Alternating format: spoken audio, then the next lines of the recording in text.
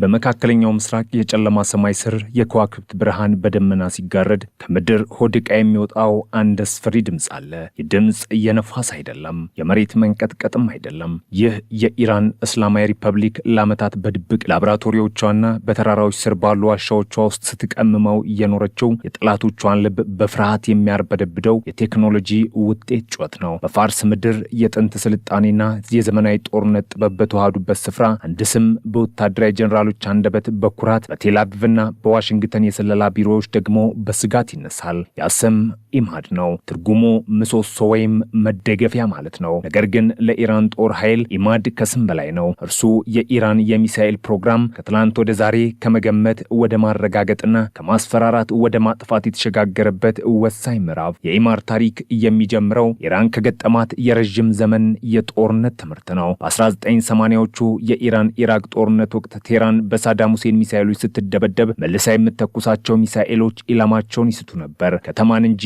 ህንፃን መምታት አይችሉም ነበር። ይህ የአካባቢ ኢላማ ወይም ኤሪያ ታርጌት ችግር የኢራን መሐንዲሶችን ለዓመታት እንቅልፍ ነስቷቸው ነበር። ሻሃብ 3 የተሰኘው ሚሳኤል እስራኤልን መድረስ ቢችልም የት እንደሚወድቅ በእርግጠኝነት መናገር አይቻልም ነበር። ይህ ደግሞ በወታደራዊ ስትራቴጂ ውጤታማ ያልሆነ ኃይል ይባላል።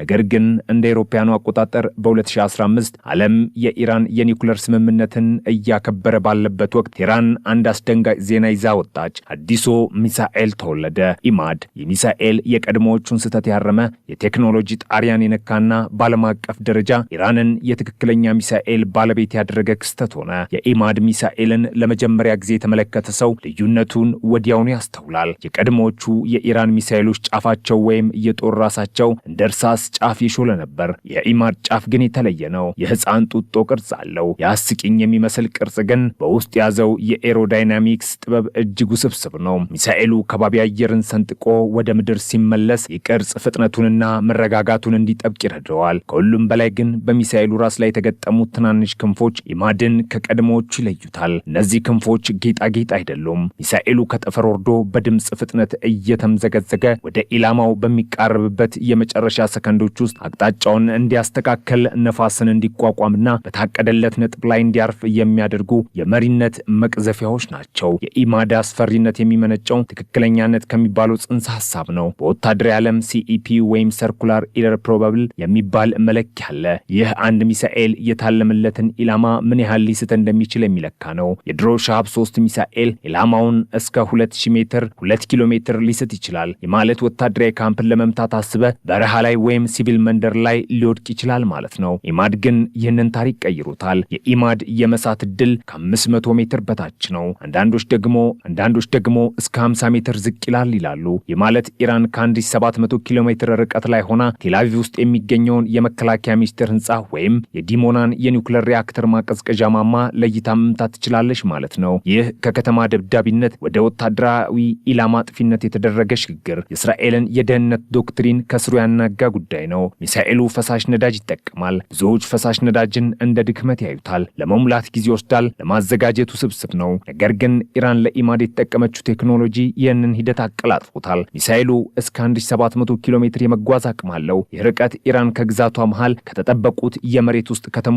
ሆና መላውን እስራኤልን በባህረ ሰላጤ የሚገኙ የአሜሪካ ጦር ሰፈሮችንና የምስራቅ አውሮፓን ክፍሎች በመዳፏ ስር እንድታስገባ ያስችላታል። ኢማድ ሲተኮስ ሰማዩን የሚቀደው እሳት ብቻ ሳይሆን የተሸከመው 750 ኪሎ ግራም የሚመዝን የጦር ራስ ነው። ይህ ጦር ራስ መደበኛ ከፍተኛ ፈንጂ ሊሆን ይችላል ወይም ደግሞ ኬሚካላዊ መሳሪያ። ምዕራባውያን በከፍተኛ ስጋት የሚጠረጥሩት ግን ኢማድ የኒውክሌር ራስን ለመሸከም ተብሎ የተቀረጸ መሆኑን ነው። ሚሳኤሉ ከማስወንጨፊያው ሲነሳ የሚታየው እይታ ግርማ ሞገስ ያለውና አስፈሪ ነው። የምድሩን ጸጥታ በሚሰነጥቅ ጩኸት ነጭ ጭስና ብርቱካናማ እሳት እየተፋ ወደ ላይ ይወጣል። የመጀመሪያው ደረጃ ሞተር ሚሳኤሉን ከምድር ስበት አውጥቶ ወደ ጠፈር ይወረውረዋል። እዛ አየር በሌለበት ባዶ ቦታ የራሱን ጦር ከዋናው አካል ይገነጠላል። ብዙ ጊዜ ባላስቲክ ሚሳኤሎች በዚህ ደረጃ ላይ ሲደርሱ ልክ እንደ ተወረወረ ድንጋይ የፊዚክስን ሕግ ብቻ ተከትለው ወደ ታች ወድቃሉ። ይጠብቃሉ። ኢማድ ግን እዚህ ጋር ነው ታምሩን የሚያሳየው። የተገነጠለው የጦር ራስ እንደገና ወደ ምድር ከባቢ አየር ሲመለስ የመምሪያ ስርዓቱ ወይም ጋይዳንስ ሲስተም ይነቃል። ራዳሮችና ሴንሰሮች መሬቱን ይቃኛሉ። ቅድም የጠቀስናቸው ትናንሽ ክንፎች በአየር ንብረት ውስጥ እየቀዘፉ ሚሳኤሉን ወደ ትክክለኛው አቅጣጫ ይመሩታል። ይህ ማኒቨረብል ሪኤንትሪ ቫይክል የሚባለው ቴክኖሎጂ ኢማድን ለመጥለፍ እጅግ አስቸጋሪ አድርጓል። የእስራኤል አሮ 3 የተሰኘው የሚሳኤል መከላከያ ስርዓት ጠላት የሚተኩሰው ሚሳኤል አቅጣጫ ቀድሞ በማስላት ሄዶ የሚጋጭበትን ነው። ነገር ግን ኢማድ ወደ መሬት እየወረደ ያለ አቅጣጫውን የመቀየር ባህሪ ስላለው የአሮ 3ን ኮምፒውተር ግራ ያጋባል። አጥላፊ ሚሳኤል እዚህ ጋር ይደርሳል ብሎ ሲሄድ ኢማድ አቅጣጫውን ቀይሮ ሾልኮ ያልፋል። የድብብቆሽ የሚካሄደው በድምጽ ፍጥነት በብዙ ጥፍ የሚበልጥ ሃይፐርሶኒክ ስፒድ ፍጥነት ነው። ሰከንዶቹ እንኳን ሳይሆን ማይክሮ ሰከንዶቹ ወሳኝ በሆኑበት በዚህ ፊልሚያ ኢማድ የቴክኖሎጂ በላይነት ለማሳየት ይሞክራል። ሚሳኤሉ ወደ ኢላማው ሲቃረብ ፍጥነቱና ሙቀቱ ይጨምራል። አየርን ሲሰነጥቅ የሚፈጥረው የፕላዝማ ሽፋን ራዳሮች በትክክል እንዳያዩት ሊያደርግ ይችላል። እናም በመጨረሻም በሰዓት በሺዎች የሚቆጠሩ ኪሎሜትሮችን ፍጥነት ኢላማውን መጥቶ ይፈነዳል። የኢማድ መኖር የቀጠናውን የፖለቲካ ቋንቋ ቀይሮታል። ቀደም ሲል እስራኤል ወይም አሜሪካ ኢራንን ለማጥቃት ሲያስቡ ኢራን መልሳ ብትተኩስ እንኳን ሚሳኤሎቿ ኢላማ ይስታሉ፣ ጉዳቱ አነስተኛ ነው የሚል እምነት ነበራቸው። አሁን ግን ያ እምነት ፈርሷል። አንድ ኢማድ ሚሳኤል የአይፋን የአሞኒያ ማጠራቀሚያ የቴልአቪቭን ኤሌክትሪክ ማመንጫ ወይም ወሳኝ የውሃ ማጣሪያ ጣቢያ በትክክል መምታት ከቻለ የሚያደርሰው ጉዳት ተቀባይነት የሌለው ነው። ይህ እውነታ የጠላቶቿን እጅ ያዘ፣ ጦርነት ከመጀመሩ በፊት ያስቆመ የመገዳደር ኃይል ሆኖ ያገለግላል። ኢራን ኢማድን በድብቅ ብቻ አይደለም የምትይዘው፣ በየጊዜው በሚደረጉ ወታደራዊ ሰልፎችና ልምምዶች ላይ ይህንን ሚሳኤል በኩራት ታሳያለች። ቴሌቪዥን ሚሳኤሉ ሲወነጨፍ ኢላማውን በትክክል ሲመታ ያሳያል። ይህ ለኢራን ሕዝብ የኩራት ምንጭ፣ ለጎረቤት አረብ ሀገራት ማስጠንቀቂያ፣ ለእስራኤል ደግሞ የህልውና ስጋት ነው። በተለይ ኢማድ በተንቀሳቃሽ ማስወንጨፊያ ወይም ሞባይል ላውንቸር ላይ መጫኑ ስጋቱን ይበልጥ ያወሳስበዋል። ሚሳኤሉ በአንድ ቦታ አይቆምም። ዛሬ እዚህ ዋሻ፣ ነገ በዛኛው ጫካ፣ ከነጎዲያ በበረሃ ውስጥ ሊሆን ይችላል። የአሜሪካ ሳተላይቶች እነዚህ ተንቀሳቃሽ መኪኖች አድኖ ለማግኘት ከሰማይ ላይ ሆነው የኢራንን ሰፊ ግዛት በየቀኑ ይቃኛሉ።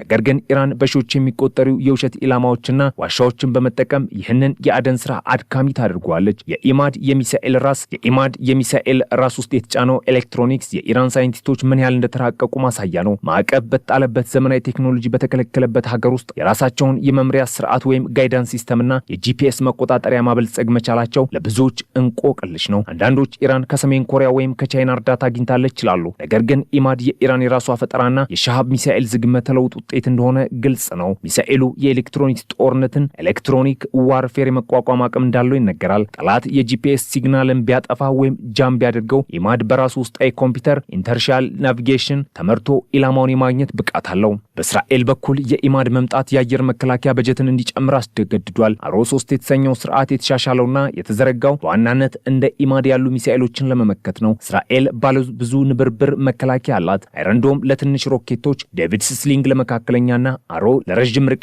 ኢማድ የአሮ ዋና ተቀናቃይ ነው። አንድ ቀን ጦርነት ቢነሳ በሰማይ ላይ የሚደረገው ፍልሚያ የሞት ሽረት ይሆናል። ኢራን የመንጋ ጥቃት በመጠቀም ማለትም በአንድ ጊዜ ብዙ የኢማድ ሚሳኤሎችን በመተኮስ የአሮ ስርዓትን ለማጨናነቅ ትሞክራለች። እስራኤል ደግሞ እያንዳንዱን ኢማድ እያደነች ለመጣል ትጥራለች። በዚህ የሂሳብ ቀመር ውስጥ አንድ ኢማድ ሾልኮ ካለፈ ታሪክ ይቀየራል። የኢማድ ፖለቲካዊ ትርጉምም ትልቅ ነው። እንደ አውሮፓውያን አቆጣጠር በ2015 የኒውክሌር ስምምነቱ በተፈረመ በወራት ውስጥ ኢራን ኢማድን መሞከሯ ስምምነቱ የሚሳኤል ፕሮግራማችንን አይመለከትም የሚል ጠንካራ መልእክት ለዓለም ማስተላለፏ ነበር። የተባበሩት መንግስታት ድርጅት ይህ ሙከራ የውሳኔ ቁጥር 1929ን ይጥሳል ብሎ ቢያወግዝም ኢራን ግን የመከላከያችንን መብታችን ነው ብላ ገፋችበት። ኢማድ የኢራን ሉዓላዊነትና የነጻነት ምልክት ተደርጎ ተወስዷል። ማንም ቢጮህ እኛ ራሳችንን እናጠነክራለን የሚለው የኢራን አብዮታዊ ዘብ ጠባቂ መፈክር በኢማድ አካል ላይ ታትሟል። በመጨረሻም ኢማድ በብረት በነዳጅና በኤሌክትሮኒክስ የተገነባ ማሽን ብቻ አይደለም። እርሱ የመካከለኛው ምስራቅ የፍርሃትና ኃይል ሚዛን ጠባቂ፣ በጸጥታው ዓለም ውስጥ በሚስጥር ዋሻዎች ውስጥ ተኝቶ ትዕዛዝ የሚጠብቅ ዘበኛ ነው። የዚህ ሚሳኤል መኖር ብቻ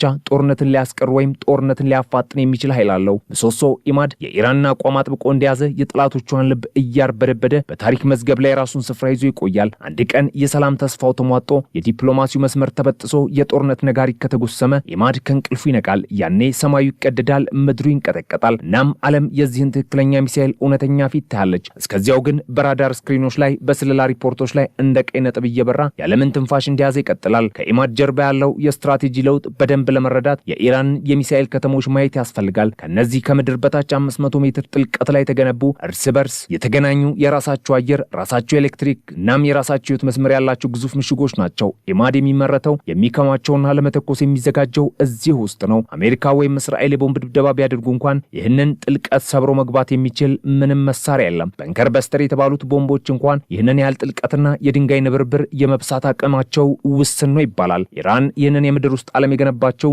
ኢማድና ሌሎች ስትራቴጂካዊ ሚሳኤሎቿን ከአንደኛው ዙር ጥቃት ወይም ፈርስት ስትራይክ ለማዳን ነው። ጦርነት ቢጀመር ኢራን ከመሬት በላይ ያለው ኃይሏ ቢወድም እንኳን ከመሬት በታች ያለው የበቀል እጅ በህይወት ይኖራል። ኢማድ የዚህ በቀል እጅ ረጅም ጣት ነው። የሚሳኤሉን አቅም በቁጥር ብቻ መግለጽ አይቻልም። የኢማድ ዋጋ በስነ ልቦና ተጽዕኖ ይለካል። በቴል አቪቭ የሚኖር አንድ እስራኤላዊ የኢማድ ዜናን ሲሰማ የሚሰማው የደህንነት ስጋት ለኢራን የድል ያህል ነው። የትም ብትሆኑ እንደርስባችኋለን፣ በፈለግነው ቦታ በፈለግነው ሰዓት የሚለው የኢራን ፕሮፓጋንዳ በኢማድ አማካኝነት ተጨባጭ ሆኗል። የመሳሪያ እስራኤልን ብቻ ሳይሆን የአረብ ጎረቤቶችን የደህንነት አቅም ቀይሮታል። ሳውዲ አረቢያና የተባበሩት አረብ ኤሚሬትስ የራሳቸውን የአየር መከላከያ ለማጠናከር በቢሊዮን ዶላሮች እንዲያወጡ አስገድዷቸዋል። የኢማድና የመሰል ሚሳኤሎች ስጋት የጦር መሳሪያ ሽቅድምድሙ ማገዶ የዚህ ሚሳኤል ቴክኖሎጂ ነው። ኢማድ ወደፊት ምን ይሆናል? የኢራን ሳይንቲስቶች በዚህ አልቆሙም። የኢማድን ቴክኖሎጂ በማሻሻል ኮረምሻህርና ሀጅ ቃሲም የተሰኙ ይበልጥ ዘመናዊ ሚሳኤሎችን ሰርተዋልም ይባላል። የሚገርመው ነገር የሁሉ አቅም የተገነባው በማዕቀብ ውስጥ ሆኖ መሆኑ ነው። አሜሪካ ኢራንን በቴክኖሎጂ በገንዘብና በንግድ አግዳት። ነገር ግን ኢራን የችግር ጊዜ ፈጠራ ኔሴሲቲ ኢዝ ዘ ማዘር ኦፍ ኢንቬንሽን እንደሚባለው የራሷን መንገድ ቀዳች። ኢማድ የዚህ የጽናት ውጤት ነው። የምዕራባውያን ቴክኖሎጂ ባይኖርም በአገር በቀል እውቀትና በድብቅ በተገኙ መረጃዎች ዓለምን የሚያስጠነቅቅ መሳሪያ ተሰራ። ለሌሎች ማዕቀብ ለተጣለባቸው ሀገራት እንዳብነት የሚታይ ነው። የኢማድ ሚሳኤል በኢራንና በጠላቶቿ መካከል ባለው የቼዝ ጨዋታ ውስጥ የንግስት ያህል ዋጋ ያለው ቋሚ ነው። ኃይለኛ፣ ረዥም፣ ተደራሽና አደገኛ። እስራኤል ይህንን ቋሚ ለመምታት ስትሞክር፣ ኢራን ደግሞ ልትከለክላት ትጥራለች። የዓለም ፖለቲካ በዚህ ሚሳኤል ዙሪያ ይሽከረከራል። አንድ ቀን ጠዋት ዜና ስንሰማ ኢራን ኢማድን ተኮሰች ከተባለ ያኔ የምናውቀው ዓለም እንደነበር አይቀጥልም። እስከዚያው ግን በጸጥታና በጨለማ ውስጥ ኢማድ ታሪክን ለመቀየር ተዘጋጅቶ ጊዜውን ይጠብቃል። የዚህ ብረት ምሰሶ ጥላ በመላው መካከለኛው ምስራቅ ላይ አጥልቶ የሰላምን ብርሃን እየጋረደ ይገኛል። ከዚህ ሁሉ የቴክኖሎጂና የስትራቴጂ ውጥረት በስተጀርባ በዛግሮስ ተራሮች ሆድ ውስጥ በሚገኙት የኮንክሪት ከተሞች ውስጥ የሚኖሩት የኢራን ሚሳኤል ኦፕሬተሮች ህይወት ሌላው አስገራሚ ገጽታ ነው። እነዚህ ወታደሮች ከፀሐይ ብርሃን ተቆርጠው የውጩን ዓለም ሳያዩ ለሳምንታት በመሬት ስር ይቆያሉ። በእነሱ ፊት የተቀመጠው ቀይ ቁልፍና የኮምፒውተር ስክሪን በሚሊዮን የሚቆጠሩ ሰዎችን ጣፍንታ የመወሰን አቅም አለው። በቴህራንና በቴል-አቪቭ መካከል ያለው ርቀት በካርታ ላይ ቢሰፍርም በእነዚህ ኦፕሬተሮች እጅ ላይ ግን የአንድ ጣት ርቀት ብቻ ነው። የትዕዛዝ መተላለፊያ መስመሮች እጅግ የተጠበቁና የተወሳሰቡ ናቸው። አንድ የተሳሳተ መልእክት ወይም በስርዓቱ ላይ የሚፈጠር የሳይበር ጥቃት ያላስፈላጊ ጦርነትን ሊቀሰቅስ ይችላል። ለዚህም ነው ኢራን ለኢማድና ለመሰል ሚሳኤሎቿ የተነጠለ የመገናኛ መረብ የዘረጋቸው። ይህ መረብ ከውጭው ኢንተርኔት ጋር አይገናኝም። ስለዚህ አሜሪካ ወይም የእስራኤል ሀከሮች ሰብረው ለመግባት የሚኖራቸው ድል እጅግ ጠባብ ነው። ሆኖም እስራኤል ዝም ብላ አልተቀመጠችም። የዩኒት 8200 የተሰኘው የእስራኤል ከፍተኛ የሳይበር ስለላ ቡድን የኢማድን የመምሪያ ስርዓት ለማዛባት ወይም ከመተኮሱ በፊት በኤሌክትሮኒክ ዘዴ ለማክሸፍ ሶፍት ኪል ሌት ተቀን ይሰራል። የማይታየው ጦርነት ወይም ኢንቪዚብል ዋር በሚሳኤልና በአየር መከላከያ መካከል ከሚደረገው ፍልሚያ ባልተናነሰ ወሳኝ ነው። ኢማድ በአየር ላይ እየበረረ ያለ ኮምፒውተሩ ቫይረስ ቢገባበትና አቅጣጫውን ቢስት ወይም ራሱን በራሱ እንዲያጠፋ ትዕዛዝ ቢቀበል የእስራኤል የሳይበር ጦርነት ድል ነው። ስለዚህ የኢራን ሳይንቲስቶች የሚሳኤሉን አካላዊ ብቃት ብቻ ሳይሆን የዲጂታል ደህንነቱንም በየጊዜው እያዘመኑት ይገኛሉ። የኢማድ ሚሳኤል ሌላው ስጋት በዓለም አቀፍ የንግድ መስመሮች ላይ የሚያሳድረው ተጽዕኖ ነው። ሆርሙዝ ባህረ ሰላጤ የዓለምን የነዳጅ አቅርቦት 20% የሚያስተናግድ ጠባብ መተላለፊያ ነው። ጦርነት ቢቀሰቀስና ኢራን ኢማድን ብትተኩስ የመጀመሪያው ኢላማ እስራኤል ብቻ ሳትሆን በባህረ ሰላጤ የሚገኙት የነዳጅ ማውጫዎችና የአሜሪካ አውሮፕላን ተሸካሚ መርከቦች ሊሆኑ ይችላሉ። አንድ ኢማድ ሚሳኤል ግዙፍ የነዳጅ ታንከር ወይም የጦር መርከብን ቢመታ የሚያስከትለው የኢኮኖሚ ቀውስ ዓለምን በሙሉ ያናጋል። የነዳጅ ዋጋ ጣራ ይነካል። የአቅርቦት ሰንሰለቶች ይቋረጣሉ። የዓለም ኢኮኖሚ ወደ ድቀት ይገባል። ይህ ኢኮኖሚያዊ ራዲየስ የኢማድን አደገኛነት ከመካከለኛው ምስራቅ አውጥቶ ዓለም አቀፍ ያደርገዋል። የኢማድ ታሪክ የሚያስተምረን አንድ መራራ እውነት አለ። ቴክኖሎጂ በራሱ ጥሩ ወይም መጥፎ አይደለም። ነገር ግን በፖለቲካ ውጥረት ውስጥ ሲገባ የሰላም ጠላት ይሆናል። ኢራን ኢማድን የሰራችው ለህልውና ዋስትና ነው ስትል፣ እስራኤል ደግሞ ለህልውና ስጋት አድርጋ ተወስዷለች። ይህ የደህንነት አጣብቂኝ ወይም ሴኩሪቲ ዲለማ ሁለቱንም ሀገራት ወደማያልቀው የጦር መሳሪያ እሽቅድድም ከቷቸዋል። ዛሬ ኢማድ አለ፣ ነገ ደግሞ ከሱ የረቀቀ ፈጣንና አውዳሚ ሚሳኤል ይፈጠራል። የሰው ልጅ ጥበብ እርስ በርስ ለመጠፋፋት በሚደረግ ሩጫ ውስጥ እየባከነ ነው። በዚህ ወሳኝ የፍርድ ቀን ኢማድ ከዋሻው ወጥቶ ወደ ሰማይ ሲወነጨፍ የሚሰማው የድምፅ የሞተር ጩኸት ብቻ ሳይሆን የዲፕሎማሲ ዓለም የሽንፈት ዋይታም ጭምር ይሆናል። ሰማዩ ሲቀላ፣ ምድሩ ሲርድ፣ ያኔ የምሰሶ እውነተኛ ትርጉም በደምና በአመድ ይጻፋል። ዓለም ይህንን ቀን በመፍራት አይኖቿን በኢራን ተራሮች ላይ ላይ እንደተከለች ትቀጥላለች።